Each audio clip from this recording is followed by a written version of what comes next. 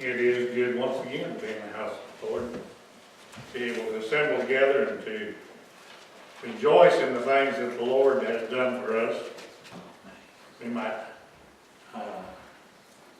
not as Brother Donnie was talking about, might not be depressed because it says we'll be thankful in all things. This is something that is not hard to do, it's impossible to do without, as we mentioned, Christ strengthening us. We're in Genesis this morning, the 36th chapter, and sometimes you or I guess I should say, wonder about, this is the genealogy of Esau, and why is this important? But when we look at it as a whole scheme and we see things that has happened, the difference between Esau, and you can say Jacob, but mainly the difference between Esau and Israel. We have already looked at Jacob's name was changed to Israel. He was a new man, as we are to be a new man, that we are changed. And Jacob, or Israel, received the spiritual blessings of God. He received the promises of Christ, the promises of God, which is Christ. We know as Paul writes that all these things, as we see that the nation of Israel goes through as they were in bondage for 400 years, and as they were delivered out of bondage, and the rock and the cloud and all of them, that this was Christ that walked with them. And it is the difference. We will find here that Esau was very prosperous, greater than Jacob. The nations developed, he had people ruling under him, he had kingdoms, he had cities, while Jacob was still just a meager little tribe. Went down into Israel and stayed there for 400 years before they came out. And but this is why that we need to look at the promises of God and not what I can see. Because what I can see amounts to nothing. That we need to look at the spiritual blessings of God as the joy and the peace that He has promised to give us now, and the promise of His kingdom to come. And we need to think upon these things that Paul tells us in places, to think on heavenly things. And that don't just mean going to heaven. That means on spiritual, heavenly. Heaven is where God is. And in a sense, we can be in heaven now when we're in the presence of God. We can taste of this. We'll read this and then come back. I don't know if there'll be a lot to discuss on it, but we may find something. Genesis 36. Now these are the generations of Esau, who is Edom. Esau took his wives and his daughters of Canaan, Adah, the daughter of Leland, and the Hittite, and Aholiab. By the way, I haven't been out pronouncing these names even where close to right, but if I'm wrong, you just hear them the way that you see them. Esau took his wife, the daughter of Canaan, Adah, the daughter of Elam the Hittite, and Aholibah, the daughter of Anah, the daughter of Zebulun the Hivite, and Bashmath, Ishmael's daughter, sister of Naboth, and Adar bare to Esau Eliphaz, and Bashmath bare Reuel, and Aholibah bare Jeshus, and Jalem, and Korah. These are the sons of Esau, which were born into him in the land of Canaan.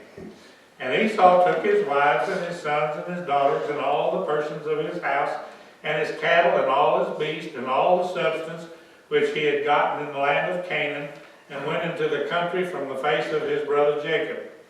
For their riches were more than they might dwell together, and the land wherein they were strangers could not bear them because of their cattle. Thus dwelt Esau in Mount Seir. Esau is Edom. And these are the generations of Esau, the father of the Edomites, in Mount Seir. These are the names of Esau's sons: Eliphaz, the son of Adabah, wife of Esau; Reuel, the son of Bashmath, the wife of Esau. And the sons of Eliphaz were Tamar, Omar, Zephar, and Gomath, and Kenaz. And Timnah was concubine to Eliphaz, and Esau's son, and she bare to Eliphaz Amalek, and these were the sons of Adah, Esau's wife. And these are the sons of Reuel, Nahath, and Zerah, Shammah, and Zesah. These were the sons of Bashmath, Esau's wife. And these were the sons of Loabah, the daughter of Anah, the daughter of Zebulun, Esau's wife, and she bare to Esau Jesha and Jalem and Korah. These were dukes of the sons of Esau, the sons of Eliphaz, the firstborn son of Esau, duke Tamar, duke Omar, duke Zephar, duke Nemath, duke Korah, duke Gatam, and duke Amalek. These are the dukes that came from Eliphaz, the land of Edom. These were the sons of Adar. These are the sons of Reuel, Esau's son, duke Nahath, duke Zerah, duke Shem, duke Zepha. These are the dukes that came of Reuel in the land of Edom. These are the sons of Bashmath, Esau's wife. And these are the sons of Aholibah, Esau's wife, duke Jesha, duke Jamal, duke Korah. These were the dukes that came of Aholibah, the daughter of Anah, Esau's wife. These are the sons of Esau, who is Edom, and these are the dukes. These are the sons of Seir, the Horite, who inhabited the land, Lotan and Shobal and Zubah and Aim and Disha and Zenar and Dishma. These are the dukes of the Horites, the children of Seir in the land of Edom. And the children of Lotan were Horah and Herman, and Loda, sisters, was Timnah. And the children of Shobal were these: Alvin and Manahath and Ebal, Shepal, and Onam. And these are the children of Zebulun, both Adar and Adah. These was that Anan that found the mules in the wilderness as he fled the asses of Zeam, his father, Zebulun. And the children of Anah were these: Disham and Aholam, and the daughter of Anan.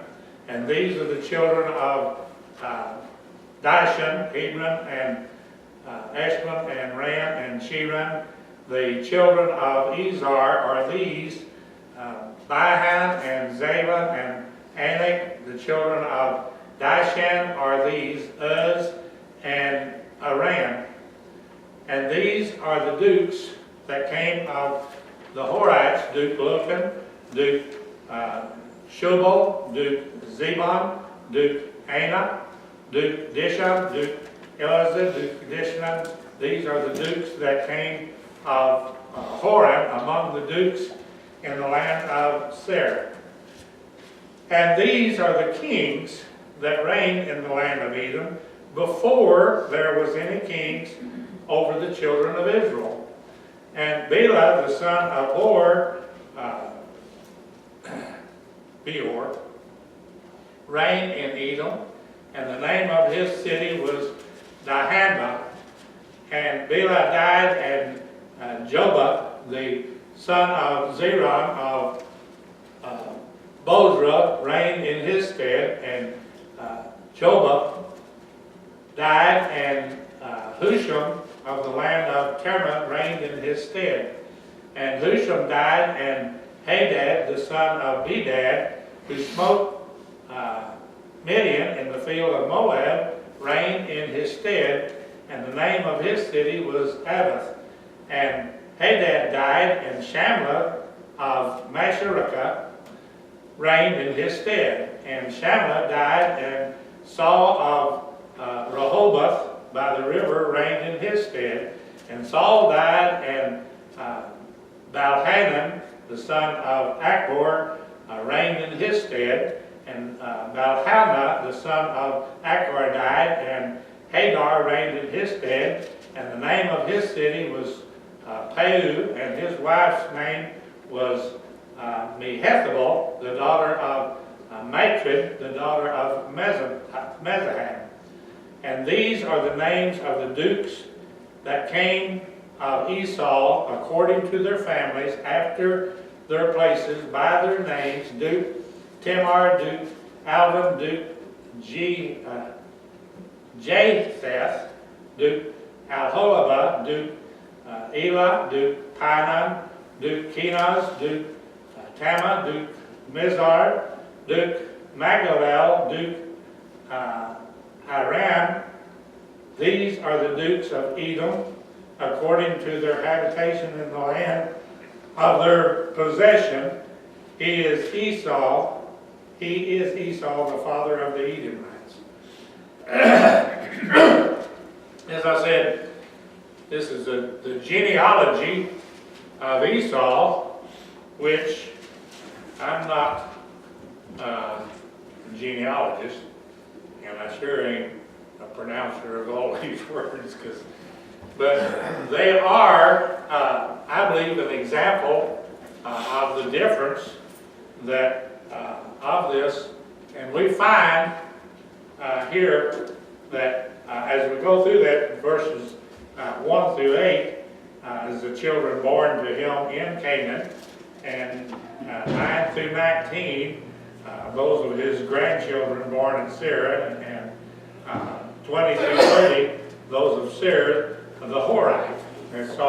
And he lists, I believe, these ones of the Horites, because this is where that he went to. And what was it that God told Israel all through their walks? Was not to intermingle with them. Esau became one with the tribes that became nations. He became one with them. They become one nation, and they ruled together.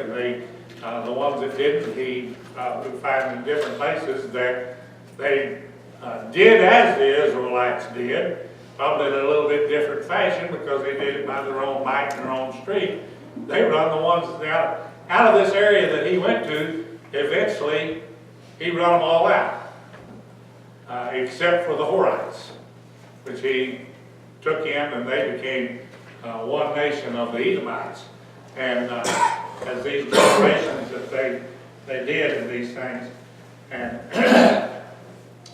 I believe that the reason that he lists these things, as we've said before, God always keeps his promises and his word. If God said it, that's the way it's going to be. If we back up to chapter 25 of Genesis here, of the birth of these two boys, and how that, we know Esau was the firstborn, which according to tradition, according to the way that things had always been, he had the birthright, and he had the line of lineage from Abraham to Christ. And this was changed, and you say, well, it was changed when he sold his birthright to Jacob. Well, it was, but it was changed before they were born. In 25 and 23, he said, and the Lord said unto her, 2 nations are in your womb. And that was bound, and God, I don't think God made it be this way, but we serve an all-knowing God that He knew everything that was going to happen before He ever created the earth. Now, I don't know how easy that is for you to comprehend, but I can't. But we have to, whatsoever is not of faith is sin, as Brother Donnie read this morning. We have to, by faith, realize and accept that God knew everything that I was going to do in this life before He ever created earth. That's impossible. What's the word say? What's impossible with God? Nothing. You can't imagine what God can do. You can't imagine the greatness of Him. But anyway, in verse 23 here, and the Lord said unto her, 2 nations are in thy womb, and 2 manner of people shall be separated from thy bowels. And the one people shall be stronger than the other people, and the elder shall serve the younger. And when her days to be delivered, and it goes on and talks about how they were born and everything. But God told her there's 2 nations, and the one's going to serve the other. That one will be stronger than the other. And you can look at this in the physical sense. Who was the strongest? We find that Jacob, he obtained many sheep, cattle, camels. He had a lot of possessions like that. But he was scared to death of Esau when they would come to meet him, and Esau come to meet him with 200 men. And evidently it wasn't 200 herdsmen, because he was scared to death of them. He said, he's going to come and he's going to kill me and my whole family. And I believe Esau had that capability. But God intervened. And this is, I believe, the example of the fleshly and the spiritual, of the world and of God. That you cannot serve God in manner. Success in this world does not mean a relationship with God. God promised him that they would be this way, and even in, where was it here? Okay, Genesis 27.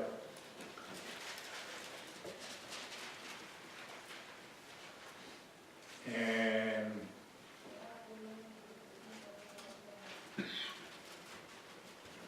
as Isaac had already gave the blessing to Jacob, or the line of lineage, the birthright, the spiritual connection with God and a covenant relationship with Him. And in verse 39, and Isaac his father showed, he's talking to Esau, and Isaac his father answered and said unto him, Behold, thy dwelling shall be the fatness of the earth, and the dew of heaven from above. And by thy sword thou shalt live, and shalt serve thy brother, and it shall come to pass, when thou shalt have dominion, that thou shalt break his yoke from off thy neck. I believe this is when this was broken, right here. This is when they left. And by the way, if you look at this with fleshly eyes, as I said, Esau was stronger, greater than Jacob. And Jacob had God. And Jacob had the promises of God. And Esau had the promises that he would survive by the sword, and that he would live off of the fat of the land. What promise did Israel give? Follow me and I'll fight your battles for you. Israel did not become the children of God because they was the greatest nation. Esau became a great nation. He moved, and by the way, if you look this up, Esau did what Abraham did. Jacob stayed in the good land. Esau went to the poor land. Jacob was a conniver, a liar, and a thief before that he became Israel. Esau, other than when his brother deceived him and he sold his birthright to him, and he desired to kill him, find me anywhere where Esau behaved himself unseemly. He was a pretty good guy in our eyes, in the eyes of the flesh. These boys was backwards to what we would do. But God saw the heart and saw the end of them, plus he saw the promises of Abraham, as we looked at before. Israel received the promises of Abraham because God knew that Abraham's children would serve him. Well, Esau was a child of Abraham too. But it went to these promises, and I don't even pretend to understand all these things, but this is the way it is, and this is the promises that he made. And they, the children of Jacob, Israel, fulfilled all the prophets. If you remember, when God talked to Abraham back there, he told Abraham everything that was going to happen about him going down to Egypt for 400 years and everything, while Esau was out there making a great nation. I looked up for dukes. When I read Duke, I think, you know, this is like a royal family. He's the son of this and the son of that. But as I looked it up, this word Duke, all these dukes, were the captain of 1,000. Long before Israel was anything. Esau was a great nation, but he trusted in his strength, not in God's strength and God's promises. And if you go running through there, these names of some of his wives and stuff, which was common back then, they in other scriptures, the same woman has a different name. But it was said they went by different names then and everything. I can only express the difference, and there's probably a whole lot more. If I knew the scriptures good enough to tie in these names in different places, there's probably a whole lot more that would be in this.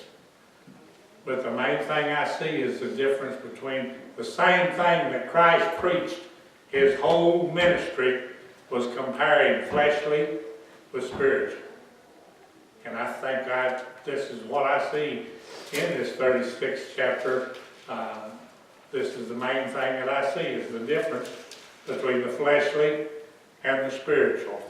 One was leading to fleshly and one was leading to different ones and everything.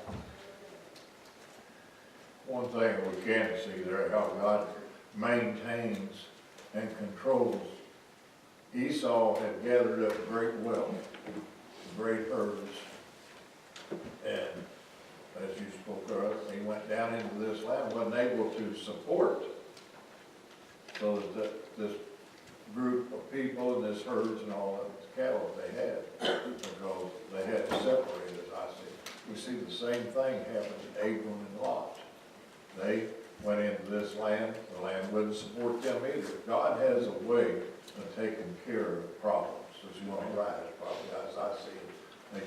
They might have been something, and then we see where all he had taken his wives from.